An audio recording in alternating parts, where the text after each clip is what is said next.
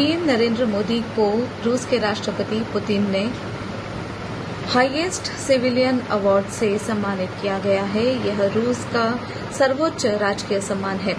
प्रधानमंत्री नरेंद्र मोदी यूक्रेन पर रूस के हमले के बाद पहली बार रूस पहुंचे हैं। पीएम मोदी का रूस पहुंचने पर शानदार स्वागत किया गया था।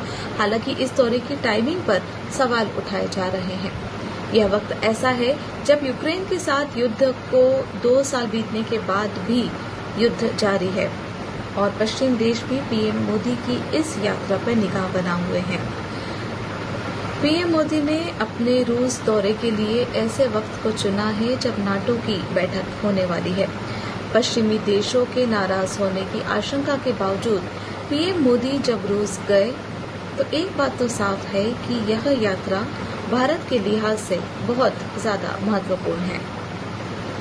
रूस और भारत की दोस्ती बहुत पुरानी है। हमें जब भी जरूरत पड़ी है रूस ने आगे बढ़कर दोस्ती निभाई है। ऐसे में भारत अपने सबसे देखे और परखे दोस्त को किसी और के पाले में नहीं देखना चाहेगा, खासकर तब जब रूस के साथ चीन के संबंध निरंतर ठीक हो रहे हैं। दुनिया में चीन एक इकलौता ऐसा देश है जिसके साथ भारत के संबंध ठीक नहीं है और इसी के चलते भारत कभी नहीं चाहेगा कि रूस के साथ वो अपना संबंध खराब करे। यूक्रेन युद्ध के बाद से ही चीन ने रूस का खुलकर समर्थन किया है और दोनों देशों के संबंध बेहद मजबूत हुए हैं। ऐसे में भारत अपने दोस्त रूस को चीन के पाले में नहीं जाने देना चाहेगा।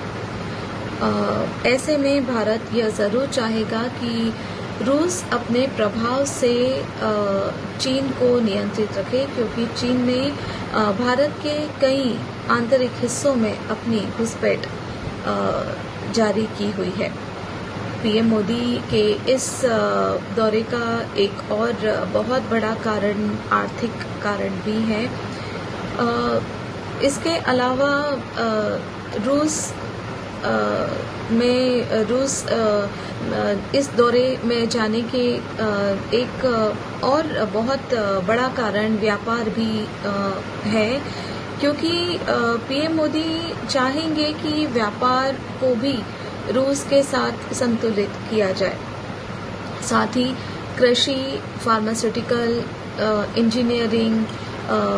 इंजीनियरिंग सामान, राजनीतिक उत्पाद, रासायनिक उत्पाद के साथ ही ऊर्जा जैसे क्षेत्रों में निर्यात बढ़ने पर भी बात हो सकती है।